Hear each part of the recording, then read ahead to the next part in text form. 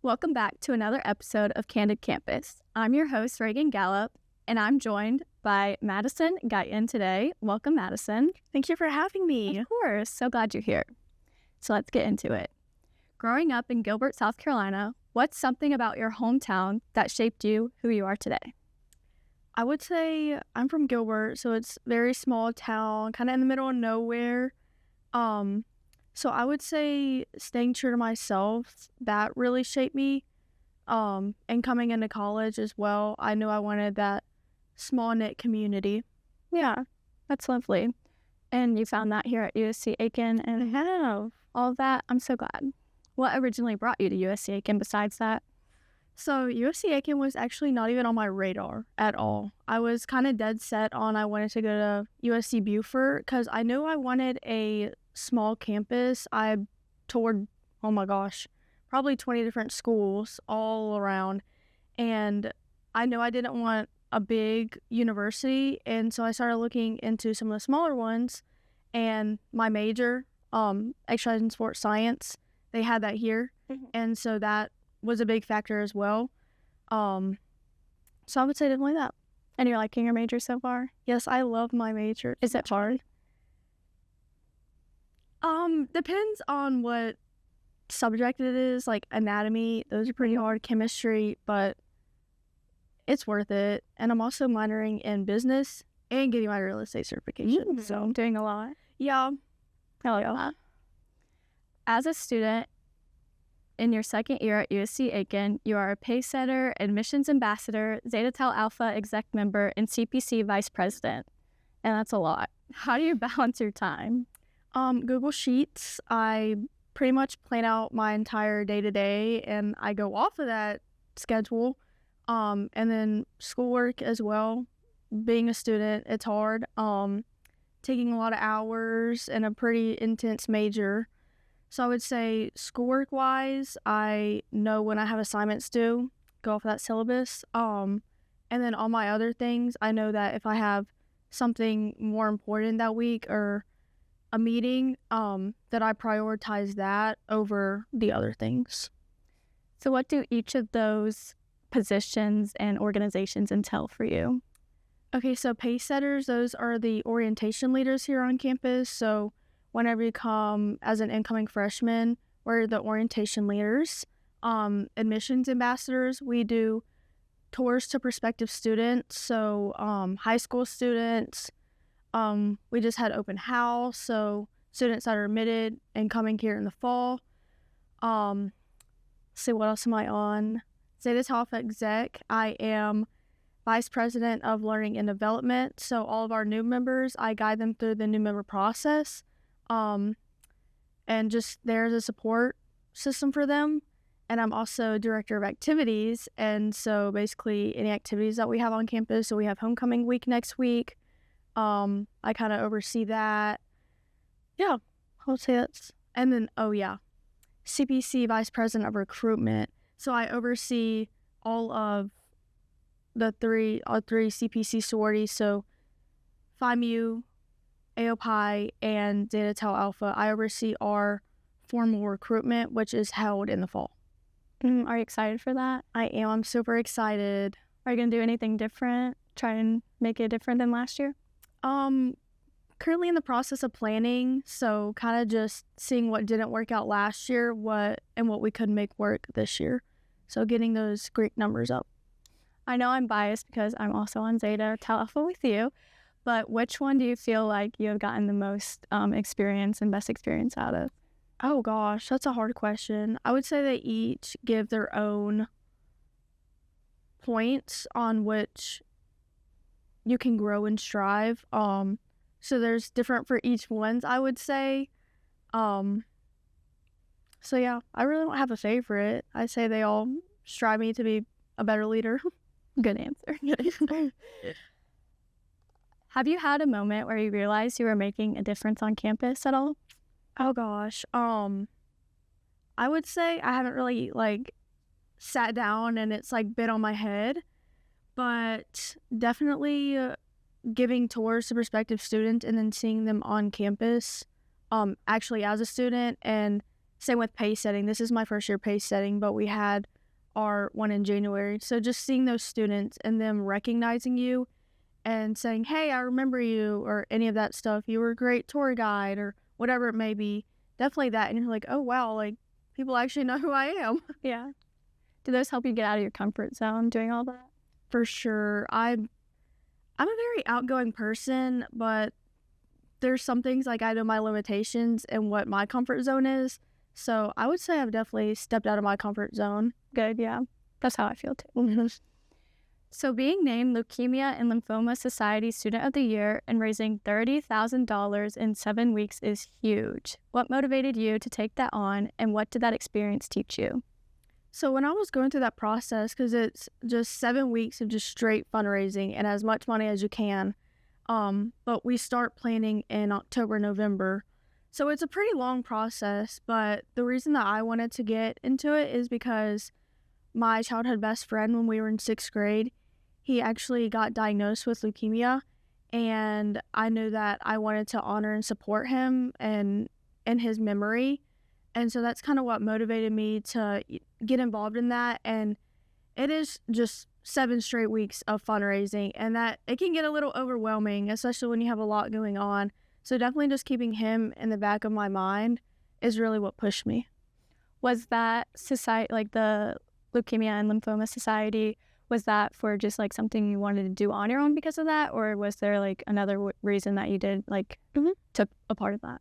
So all throughout high school, I did so many community service things, and every year I would collect different like toiletry items to bring to kids in the hospital.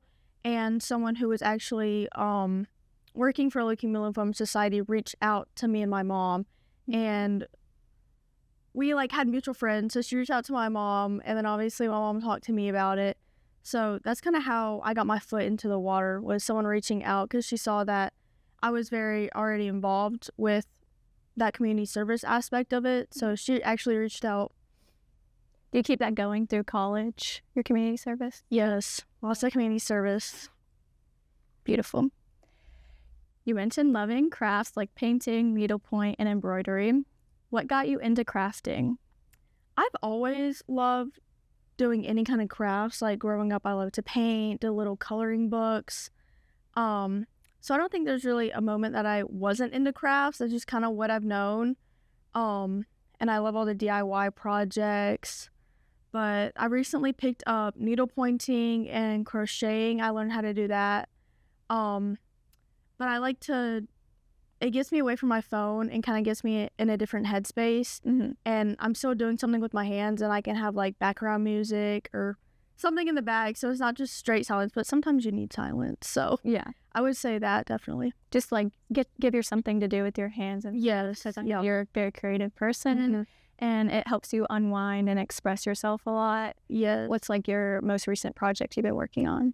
So I've been working, my most recent hobby that I picked up is embroidery. Me and my mom got into it because we saw it on TikTok, and then one of our neighbors, she did it and had like a whole needlepoint tree, because this was in like December. Yeah. And so then we were like, okay, wait, we want to do that. And so we got all this stuff and we just started learning how to do it. So we kind of got to learn how to do it together, which was a lot of fun. But I'm working on the azalea flower from the Masters. That's, I would say, my most recent project. So we've both been doing needlepoint, and I'm halfway through my project. But your azalea, how far have you gone through it? Have you gotten to like the finishing process yet? No, I haven't. I've made all of them, but I have not got to the finishing project yet, because you have to like make your 2 cookies and then sew them together. But my mom has. Okay. And so she showed me, she made a Clemson ornament, because my brother goes to Clemson. So she made a Clemson ornament, even though we are Carolina fans. So I love that. And just doing that just helps you express yourself and all of that. And I just love being able to do that with you and having a fun hobby to do. Yeah. Because you just need to unwind and all of that. And going back to the Masters, are you excited for that this year? Are you going? I'm actually working the Masters, so I've never been on the course. My parents have gone, and they had so much fun. And, you know, since we're only 30 minutes from Augusta, I remember they came to a table and on like get on board day, and they had all the flyers, and so that's how I applied to work it. And I'm actually a cashier, Okay. and I just got where I'm gonna be at, so I'm excited. The North Pro Golf Shop, Okay. so the really big one. Yeah, you get to shop early. Yes, and I think I get a discount. But we'll see. Yeah, We'll see. All right. So beach days and naps sounds like a perfect combo. What's your ideal reset day when you need a break? Definitely going down to the beach. I love Fripp Island. It's always kind of been a comfort place for me. So definitely going down to Fripp with my family, my close friends, and just going down, having fun, hanging out by the pool, hanging on the beach, a good book, even my needle pointing. What are you reading right now? Currently not anything because there's a lot going on right now, but I would say summer I definitely have more time to read, so not really anything right now, but Just too busy. yeah. That's okay. That's what college gets in the way sometimes. Yep. But like, what's your favorite genre? What'd you say? Probably fiction. Fiction. Yeah. Or even actually, yeah, probably just fiction. Perfect. Do you have a favorite author? Mm-mm. Just anything. Just any anything. good book on the beach. Yeah, I like, well, I even like the mystery ones. So like murder mysteries. I like real crime. There's so many like book to movie adaptations coming out. And I feel like that would just be perfect like in the summertime. Yeah. I'm so excited. Okay. If we were to check your screen time, what apps would be at the top? Oh gosh. Definitely TikTok and Snapchat. I would even say Canva's on there because I do a lot of just random fun things on Canva to help me. That's another thing with creativity. If I see something like on Pinterest, I'm like, oh, I want to try and make that. So I'd say those are probably like my top 3 ones. Do you have a lot of screen time? Like, are you taking up most of the day on your phone? Or, because I know you mentioned like trying to put your phone down and do more hands-on stuff, but do you still have a lot of screen time? Probably. Unfortunately, I probably do because it's just TikTok, just especially late night scrolling. There's just something about it. It's just so addicting. I don't know why. It's definitely not good for you. I wouldn't recommend, but it's kind of addicting. I feel like everyone's like that though nowadays. It's just so everyone gets sucked into it. Have you tried to cut back on it? Yeah, I have like the lock, so my do not disturb turns on at like 9 p.m. And then you can do how many hours, like a limit, basically like a screen time limit on each app. So I have that set like on TikTok. I don't know if I have it on Instagram, but I know I have it on TikTok because I could spend hours scrolling. Yeah, just doom scrolling, seeing all the trends going on. Yeah, then you get sucked into something and you just can't escape it. Yep. Do you participate in like the TikTok trends and like make the videos and stuff? Depends on what it is. I used to love a good TikTok dance. TikTok 2020 mass show. Yes. We can probably do every single dance out there. Every single one. You and Lauren just go at it. 3 hours. Probably. All right. Most spontaneous moment now. Horseback riding through Montana trails sounds incredible. What made you say yes to that experience? So I'm actually not a spontaneous person, so I was kind of hesitant on it. And we knew people in Montana, so they kind of got us connections. But I was like, I already did not have good experience with horses because I got thrown off a horse when I was like 12 or 13, and I had not been on one since because it's a few years later. And I was like, okay, you know what? I probably need to get over this fear. And so me and my brothers did it, and it was actually a lot of fun. I was kind of scared, but that's a good way to fun. Get over the fear and put yourself out there. So you wouldn't consider yourself spontaneous, but Montana, that's pretty far from South Carolina. Do you like travel a lot? Like, I love traveling. It's something like me and my family can do together too. Because with me and my older brother now away at college, we don't get much one-on-one family time unless we're all together. So I think traveling is a good way for us to have that family time. Our latest adventure was to Costa Rica. We went to Costa Rica. We almost went horseback riding in Costa Rica, but we did it. We did ATV riding.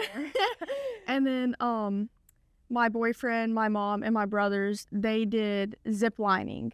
And me and my dad, you know, since neither of us are spontaneous, I would say, we learned how to make chocolate and where chocolate came from. That's interesting. So, yeah, how's that process? Well, I kind of forgot. I'm not gonna lie, but it's kind of a long process. You have to like ferment what comes from like the cacao beans or whatever, and then you have to like go through like a whole like fermenting process. So it was really interesting, actually. Yeah. So you and your dad did that together. Yes, that was fun. Where do you want to go next with you and your family? I don't think we have anything planned right now, but I think our next adventure is going to be a Mediterranean cruise. Ooh, that sounds fun. So like Italy, all the places, and they take you all the way up. So I think that's probably going to be our next adventure. That's what I really want to do. Yeah, that's your vote. Yeah, that's my vote. So Mom and Dad, if you're watching this, that's my vote. So, what's your most favorite place y'all have been? Oh my gosh. We've kind of been all over. You love traveling. Yeah. Alaska was a lot of fun. We did an Alaskan cruise. It was different than what we're used to because usually we like the Caribbean, the Bahamas. We've been to Jamaica. So I would say I'm definitely more of a Caribbean person, but Alaska, I was kind of surprised by Alaska. It was cold and rainy, and not your typical cruise setting, but that was a lot of fun because I really didn't know what to expect. Yeah. So did you go like ice fishing or anything? No, we did, just kind of sightseeing. They're really big into like the fur coats, so we went to a lot of the fur coat shops just to look around. Interesting. But that was a lot of fun. I'm glad. It sounded like a lot of fun. I love seeing the pictures. All right. How do the people closest to you keep you grounded, especially in such demanding leadership roles? I would say I definitely lean a lot on my family, my boyfriend, and my sorority sisters. I know that my sorority sisters, if I have a lot going on, I can always reach out to them, you being one of them. And if I just need some support or encouragement, they're always there to help lift me up. I gotta give a shout out to my brothers for, keeping me humble, because living with two brothers, they'll keep you humble. I would tell you, growing up with no sisters and just brother, they will keep you humble. But that's why I have my sisterhood within. Yes, I found my sorority sisters. They're always there for you. Mm-hmm. And sure, we know that you're always there for us. Yes. And we just love that so much. All right, last question. If you could offer a piece of advice to today's USC Aiken students, what would it be? That's a good question. I would say definitely don't be afraid to be yourself. Step out of your comfort zone. Don't be afraid to get involved. And I would say that's probably the biggest thing, because college is really what you make of it. So kind of make your own path. Don't rely on anyone else, and really grow as a person. So I would say that's the biggest piece of advice. I love that. All right, let's play this or that. Okay. Coke or Pepsi? Coke. Text or call? Call. I do not like text. Sandals or sneakers? Sandals. Pancakes or waffles? Pancakes. Dinner date or movie date? Dinner date. The station or the sack? The station. What's your go-to order in the station? Honestly, either ham or turkey sub. Depends on what I'm feeling that day, with lettuce, mayonnaise, salt and pepper, and cucumbers. Beautiful. And cheese. Well, thank you so much for joining us, Madison. I loved having you here. Thank you so much for having me. I had a lot of fun. Beautiful. Thank you for joining us on this episode of Candid Campus. Be sure to check out our social media at Pacer Studios on Instagram, YouTube, and TikTok. And stay tuned for more to come.